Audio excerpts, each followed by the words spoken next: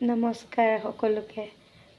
দিনততো বনোৱা মেলা হৈ গ'ল, দিনত খোৱালোঁ চবকে, আছেও সেয়া মাংস দালি আৰু চাটনি তাটনি চবেই আছে। মোৰ একদম গা চা ভাল লগা নাই, তথাপিতো বনাবই লাগিব, ডিউটি যেতিয়া পূৰা কৰিবই লাগিব। দেউতাই আকৌ সেইবিলাক নেখায়, নোখোৱাৰ কাৰণে দেউতাৰ কাৰণে বেঙেনা এটা এনেকৈ পেলাই কাটিছোঁ।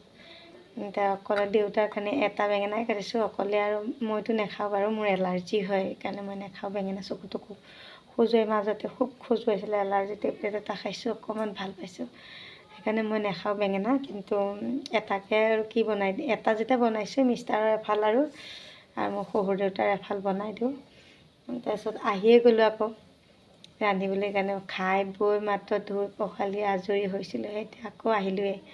খাই বৈ সোনকালে শুই থাকিম আজি, একদম কঁকাল চকাল বিষাইছে।